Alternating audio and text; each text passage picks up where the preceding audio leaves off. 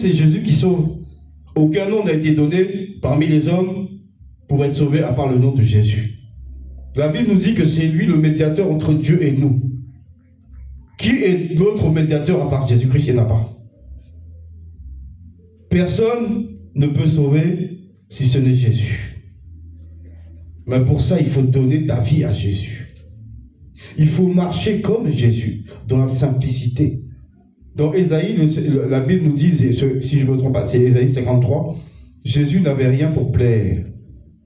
Donc, il n'était pas venu pour séduire les gens. Dieu ne séduit pas les gens. La séduction, ce n'est pas Dieu. Parce que la séduction, c'est ça que le diable a fait pour attraper Ève. Il a séduit Ève.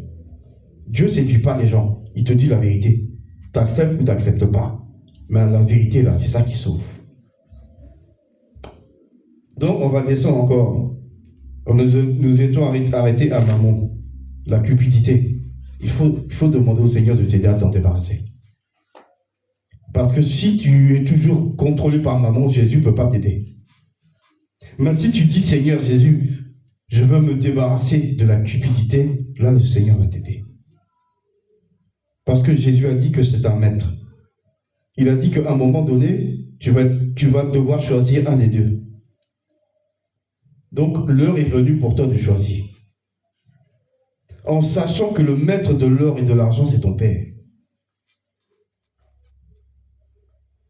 C'est Dieu le maître. Donc, l'argent, là, c'est à lui. Mais pour ça, si tu veux qu'il t'en donne, il faut que ton cœur soit détaché de ça. Il faut que tu sois désintéressé. Et là, il va t'en donner. Parce qu'il saura que ça ne va pas te perdre. Que même si tu en as beaucoup, tu vas toujours suivre sa voie. Mais quand tu es attaché, même avec un peu, tu disparais. Tu réapparais que quand tu es de la poche vide. Non, c'est pas beau. C'est de l'ingratitude. Plus haut, on va encore voir ce que le Seigneur nous demande. Le Seigneur nous demande de nous dépouiller. De nous dépouiller du vieil homme pour revêtir l'homme nouveau. Mais comment tu revêtis l'homme nouveau? En arrêtant tout ce que tu faisais avant. Tout ce à quoi tu étais attaché avant. Tous ces péchés de la pensée, de la parole et des actions, là, tu dois t'en débarrasser. On doit se débarrasser de toutes choses. Et encore, il y a un autre passage qui est intéressant où le Seigneur nous dit que si vous vous mettez en colère, ne péchez point. Que le soleil ne se couche point sur votre colère et ne donne pas accès au diable. Donc, Dieu est bon. Parce que si tu te mets en colère et que tu reviens à toi-même et tu demandes pardon à Dieu, le Seigneur te dit c'est bon. Mais si tu restes dans la colère et que tu te couches, le diable a accès à toi. Parce que la colère, c'est une grande porte. C'est une grande porte pour qu'il puisse venir détruire quelque chose dans ta maison. Dès que tu ouvres cette porte, il frappe. Après, il s'en va.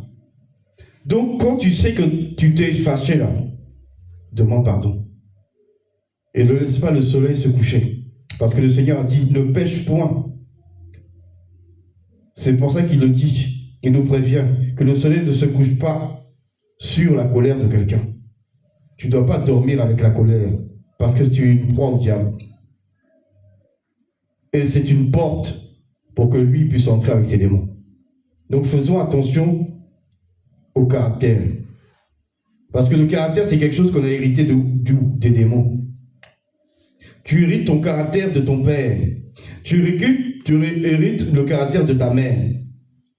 Mais tu hérites aussi le caractère des démons qui habitaient en toi. Si un démon a été logé en toi pendant 20 ans, 30 ans, 40 ans, 50 ans, il t'a donné sa manière d'être. Ta manière souvent de parler, c'est comme lui. Ta manière de penser, c'est comme lui parce qu'il était en toi et t'influençait. Maintenant que tu es venu à Jésus, il faut que cette manière de penser change. Il faut que cette manière de parler, ça change. Tu dois être une nouvelle créature. Et pour être une nouvelle créature, il faut que tout ce qui était du malin soit brisé. Donc, dans la prière, tu dois demander le brisement du mauvais caractère. Et renoncer à tout cet héritage spirituel. Héritage de tes parents, héritage de ta mère, héritage de ton grand-père, héritage des démons. Tout ça, ce sont des héritages qui influencent ton caractère. Donc, faisons attention. Par qui nous sommes influencés? On doit être influencé que par le Saint-Esprit. C'est lui qui doit nous diriger dans tout ce que nous faisons. Mais un autre esprit ne doit pas venir nous perturber à part le Saint-Esprit. Comme la parole nous dit, c'est lui seul qui est saint. Donc, débrouillons-nous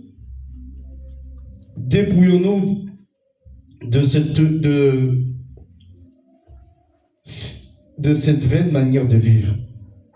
Dépouillons-nous du vieil homme. Et la Bible nous dit qu'il ne sorte de vos bouches aucune parole mauvaise. Si quelqu'un a quelques bonnes paroles envers... je reprends.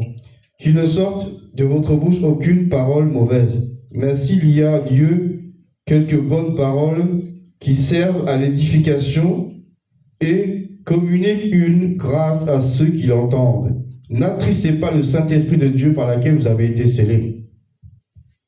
La manière dont tu agis avec les autres, la manière dont tu parles avec les autres, ça doit être animé par l'amour. La manière de parler doit être animée par l'amour. Quand tu parles avec l'amour, tu honores Dieu. Donc ce qui sort de ta bouche va glorifier Dieu. Mais si c'est la haine et la méchanceté qui t'animent, quand tu vas parler, ça va piquer. Tu vas piquer la personne en face, tu vas lui faire mal. C'est des flèches que tu tires. Et la Bible nous dit, n'attristez pas le Saint-Esprit de Dieu. Parce que quand tu agis comme ça, tu attristes le Saint-Esprit.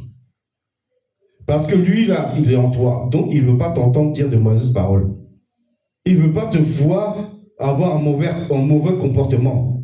Il ne veut pas te voir regarder des choses qui ne sont pas bonnes pour toi. Il ne veut pas t'entendre écouter des choses qui ne sont pas bonnes. Et attention à ceux qui aiment écouter sur Internet tous les messages qu'ils entendent. Il y a un prédicateur qui vient de parler là, ils écoutent. Un autre, il parle ici, ils écoutent. Un autre, là, il parle ici, ils écoutent. Un autre parle ici, ils écoutent. Ce que tu es en train de faire, c'est que tu es en train de te créer des problèmes à toi-même. Parce que le premier va déposer une semence. Parce que la parole, c'est une semence. La parole qu'il a, qu'elle soit positive ou négative,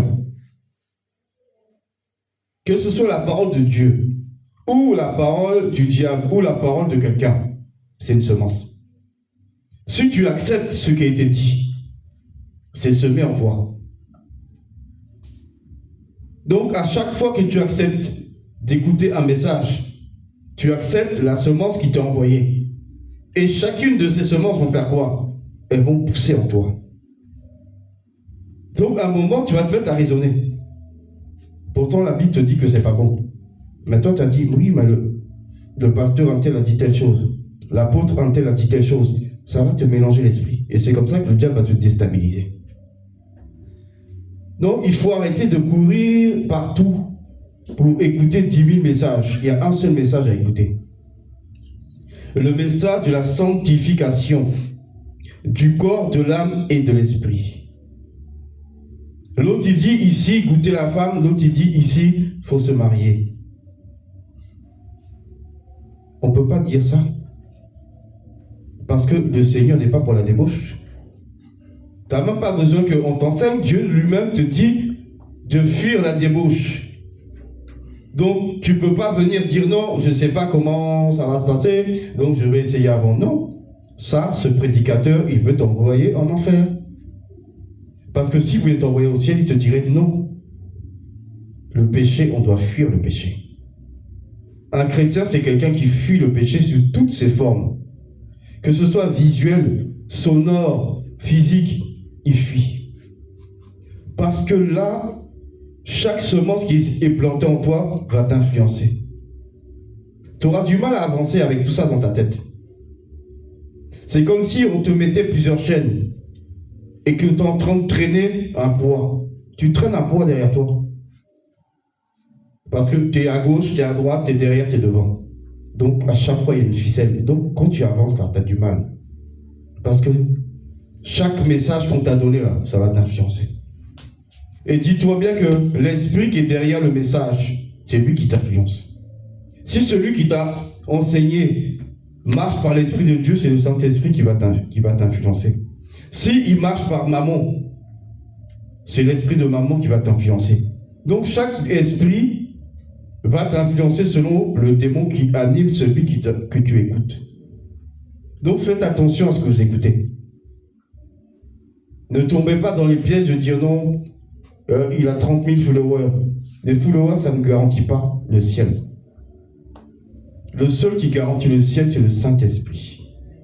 Parce que lui, il va te pousser à méditer la parole. Lui, il va te pousser à mettre en pratique la parole, à prier et à jeûner. C'est lui, il va te pousser. Mais l'autre, là, il va te dire non, c'est bon, il faut aller. Il ne faut pas se fier à la taille d'une église. Il y a 300 000 personnes. Mais quel message qui est prêché là-bas?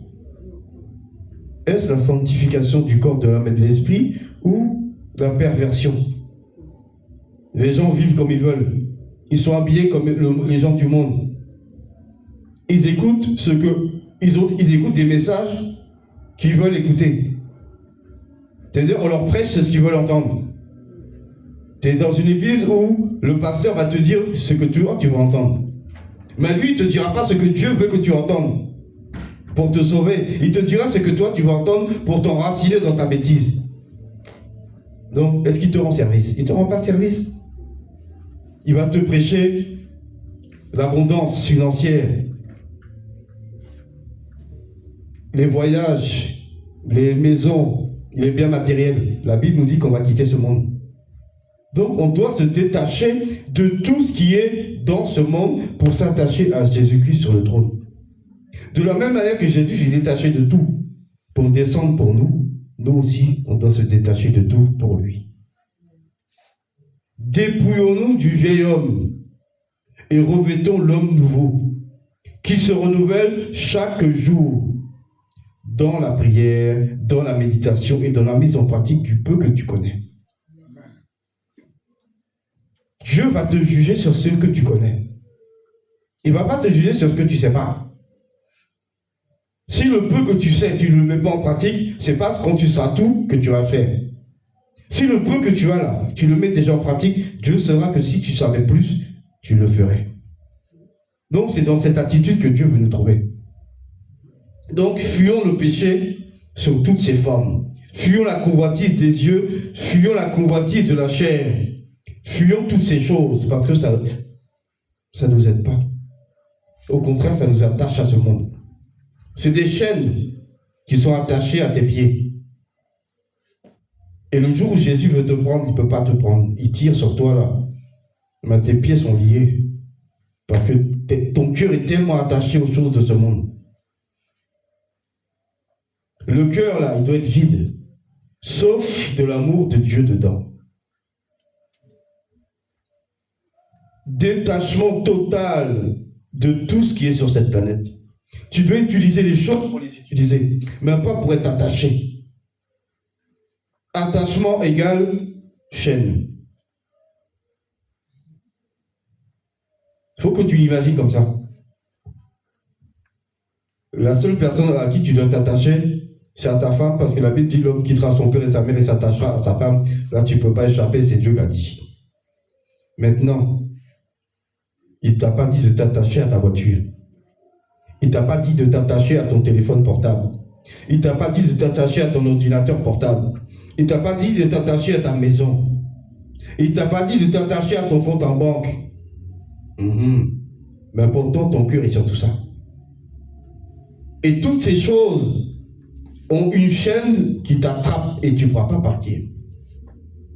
Débarrasse-toi de toutes les chaînes qui sont attachées à tes pieds là. Pour que lorsque Jésus arrive là, qu'il ne te trouve pas enchaîné. Débarrassons-nous de toute chaîne qui nous bloque. Et n'ayons que le Seigneur comme attache. La Bible a dit que nous sommes des nomades sur la terre. Nous ne sommes pas des habitants d'ici. Un nomade, c'est qui? C'est quelqu'un qui vient, il passe un temps, après il s'en va.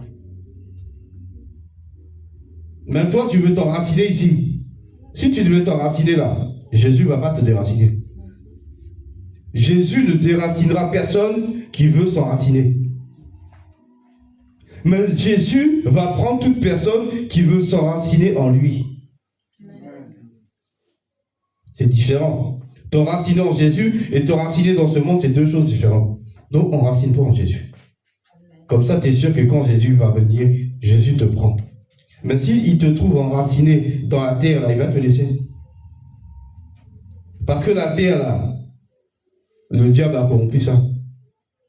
Pourquoi la Bible nous dit, vers la fin dans l'Apocalypse, que Dieu va créer une nouvelle terre et de nouveaux cieux? Pourquoi? Parce qu'ici, c'est corrompu. Le sang là, qui a coulé sur cette planète-là, Dieu ne peut pas mettre son pied là-dessus. Donc, il est obligé de faire quoi? De créer une nouvelle terre et des nouveaux cieux. Et c'est là que lui, la Bible nous dit qu'il marchera au milieu de nous. Donc, pour pouvoir être avec lui, là, il faut être saint. Il faut viser la sanctification. La Bible nous dit dans Hébreux 12, verset 14, recherchez la paix avec tous et la sanctification, sans laquelle nul ne verra le Seigneur. C'est moi qui ai écrit ça, non? Voilà, j'étais même pas là. Il y a 2000 ans en arrière, j'étais pas là. Donc, si j'étais là, c'est que vraiment, le Seigneur, il m'a fait grâce alors. Mais j'étais pas là. Voilà, j'étais pas présent. Je suis né qu'en 72, donc voilà. Donc, comprends que il faut s'attacher à Jésus. S'enraciner en lui, c'est tout ce que Dieu nous demande. Le où il est déjà l'heure. Donc, on va se lever dans la présence de Dieu. Et tu vas dire au Seigneur que tu te déracines. Tu te déracines de l'amour de l'argent. Tu te déracines de ce monde pour t'enraciner en Jésus. Parce que c'est en lui qu'on doit t'enraciner. Jésus, c'est le rocher. Et nous, on doit t'enraciner sur ce rocher. Comme ça, quand le rocher part, nous, on part. Il ne peut pas partir sans nous. On est dessus.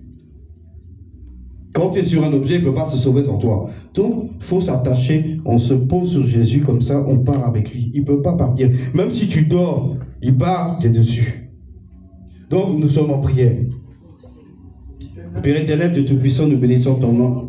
Parce que ta parole est vie. Éternel, au nom de Jésus, je te demande de m'aider, Père éternel, à me déraciner au nom du Seigneur Jésus-Christ de ce monde. Éternel, de me déraciner de tout amour des choses matérielles de ce monde. De me déraciner de toute forme de cupidité. De me déraciner de tout amour de ce monde, Père. Je me déracine, Seigneur, de toutes ces choses qui brillent dans ce monde. La vanité, l'amour de l'argent, la convoitise des yeux, la convoitise de la chair. Je me débarrasse maintenant au nom du Seigneur Jésus-Christ de Nazareth. Et je m'enracine au nom de Jésus, sous le rocher qui est Jésus-Christ, Père. Je veux m'enraciner en toi, ô Seigneur Jésus-Christ. Je veux m'enraciner en toi. Et non dans ce monde, non sur les choses de ce monde. Ô Seigneur, oh, aide-moi à me déraciner de ce monde et à m'enraciner en toi, Seigneur Jésus-Christ. Donne-moi la force, la sagesse pour pouvoir m'enraciner en toi. C'est en toi que je veux m'enraciner.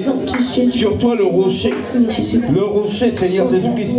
Toi le rocher, je veux m'enraciner en toi. Je veux m'enraciner en toi, afin que lorsque le vent et la tempête vont souffler, je ne sois pas ébranlé, et que je sois ferme en toi, ferme, et qu'aucune tempête ne vienne m'ébranler, car je serai fondé et enraciné m'enraciner sous le rocher qui est Jésus-Christ de Nazareth.